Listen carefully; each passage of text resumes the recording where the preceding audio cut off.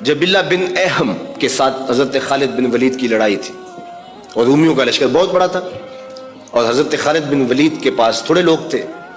لیکن ہوا ایسا کہ حضرت خالد بن ولید جس جنگ میں بھی گئے ہیں فتح کے پرچم گاڑ کے آئے ہیں، لیکن یہ پہلی جنگ تھی کہ جس میں ان کا پلہ بھاری دکھائی دے رہا تھا اور ان کے قدم اکھڑ رہے تھے۔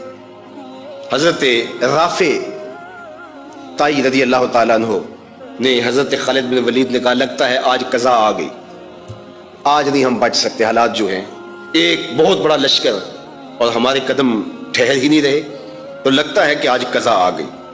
تو حضرت رافع بن عمر تائی نے جب یہ کہا تو حضرت خالد بن ولید کہنے لگے ہاں مجھے بھی یہی لگتا ہے کہ قضا آج آئی ہی آئی۔ ادھر حضور علیہ السلام حضرت ابو عبیدہ رضی اللہ تعالیٰ عنہ کو خواب میں ملے، اور وہ اپنے گھر میں سوئے ہوئے تھے مدینہ المنورہ میں۔ کہا اللہ کا شیر مشکل میں پھنسا ہوا ہے اور تم سوئے ہوئے ہو۔ حضرت ابو عبیدہ رضی اللہ تعالیٰ عنہ رات کو ہی اٹھے، بیدار ہوئے اور اعلان کروا دیا۔ شہر میں اعلان ہونے لگا، مدینہ المنورہ میں، جلدی تیار ہو جاؤ، حضرت خالد بن ولید کی مدد کو پہنچنا ہے۔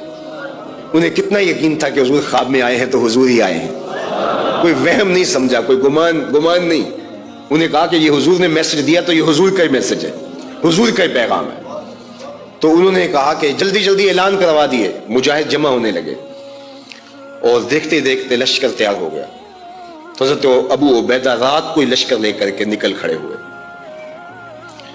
تو انہوں نے محسوس کیا کہ لشکر سے ہٹ کے کوئی سوار چل رہا ہے، تو انہیں کوئی شک گزرا کہ کوئی جاسوس نہ ہو، کوئی مسئلہ نہ ہو۔ تو ذرا مزید اس کی جستجو کی تو وہ نقاب پوش بھی تھا، تو شک اور زیادہ بڑھ گیا۔ تو حضرت ابو عبیدہ نے کہا کہ انہیں گرفتار کر کے لاؤ، یہ جاسوس ہے، کون ہے، ہم اس کی تفتیش تو کریں۔ تو خیر انہوں نے گھیر لیا ان کو، ان کے گھوڑے کو جو ہے وہ ابو عبیدہ کے قریب لے آئے۔ تو حضرت ابو عبیدہ نے کہا تم کون ہو؟ انہوں نے تھوڑا سا قریب ہو کے کہا کہ میں خالد بن ولید کی بیوی ام تمیم ہوں۔ کہا کہ تم عورت ہو کے جا رہی ہو؟ کہا ہاں۔ جب آپ نے اعلان کیا کہ خالد مشکل میں ہے، تو کبھی ایسا ہوا نہیں کسی جنگ میں وہ مشکل میں آیا ہو، کبھی واپس بھی پلٹا ہو تو گھر آ کے سنایا ہو کہ میں مشکل میں پھنس گیا تھا، تو میں پریشان ہو گئی کہ اللہ کا شیر تو کبھی مشکل میں آیا نہیں تھا، آج کیا ہوا؟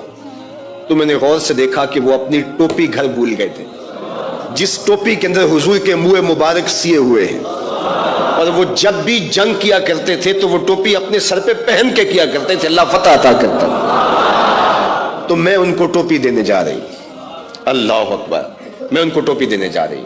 تو یہ بھی لشکر کے ساتھ چلتی رہی۔ جب حضرت خالد بن ولید اور جبلہ بن احم کے لشکر آمنے سامنے جہاں تھے، جب یہ لوگ وہاں پہنچے تو سواروں کا ایک قافلہ آگے بڑھ کے خالد بن ولید کے ساتھ دشمن پر حملہ آور ہو گیا۔ ایک نقاب پوش سوار آگے بڑھتا ہے اور ہاتھ میں تلوار ہے، اور دشمن پیچھے ہٹتا چلا جاتا ہے۔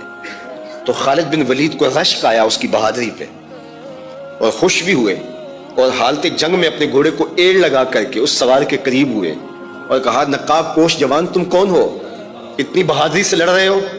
تو اس نے ہلکا سا نقاب الٹ کے کہا پہچانو، تمہاری بیوی ام تمیم ہوں، اور تمہیں وہ ٹوپی دینے آئی ہوں جس کے اندر حضور کے بال سیے ہوئے ہیں۔ تو حضرت خالد بن ولید کو انہوں نے ٹوپی عطا کی اور انہیں سر پہ رکھی، اللہ نے اسی دن مسلمانوں کو فتح عطا کر۔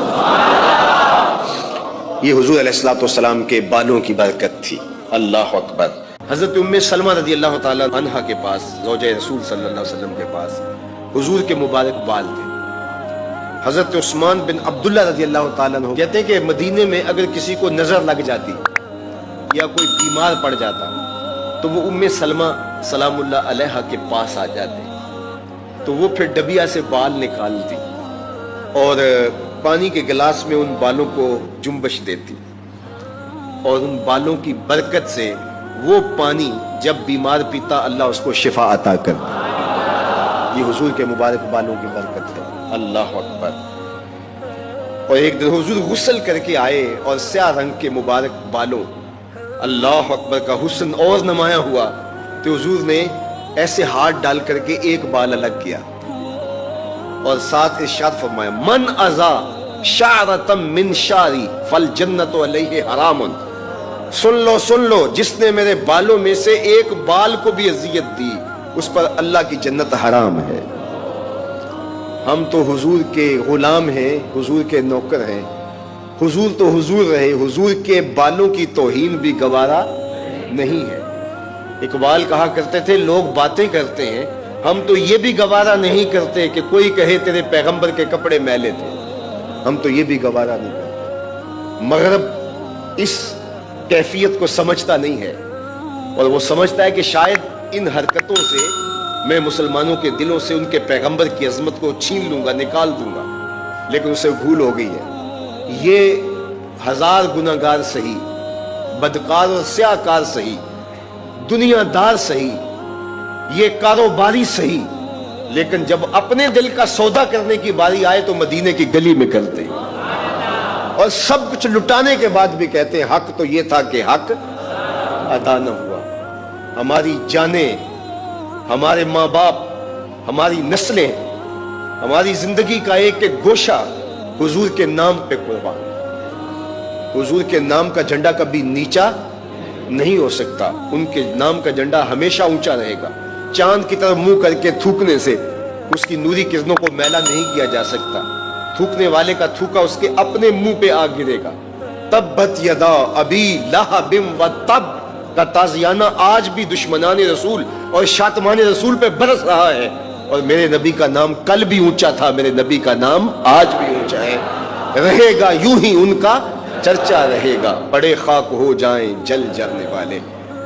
ہمیں غور کرنا ہوگا کہ آج ہمارے اوپر یہ جو آزمائشیں اور یہ ابتلائیں ہیں اور یہ امتحانات سے ہمیں گزرنا پڑتا ہے, اس سے دردناک امتحان امت کے لیے کیا ہو سکتا ہے؟ تو کیا اب بھی ہم فرقوں میں بٹے رہیں گے؟ اب بھی ہم ایک دوسرے کے گریبان نوچتے رہیں گے؟ آج بھی ہم جو ہے وہ غفلت کی زندگی گزاریں گے یا اپنی زندگی کی ایک ایک سانس حضور کے قدموں میں رکھ دیں گے؟ تو محبت کا تقاضا یہ ہے کہ اپنی ایک ایک سانس حضور کے نام پہ قربان کریں. ہم جئیں گے تو حضور کے لیے, مریں گے تو, اور آخری سانس تک حضور کے وفادار رہیں گے. اور یہ ہماری زبان سے نہیں, ہمارے قلب سے, ہماری روحوں سے ہمارا عہد ہے, ہمارا ارادہ ہے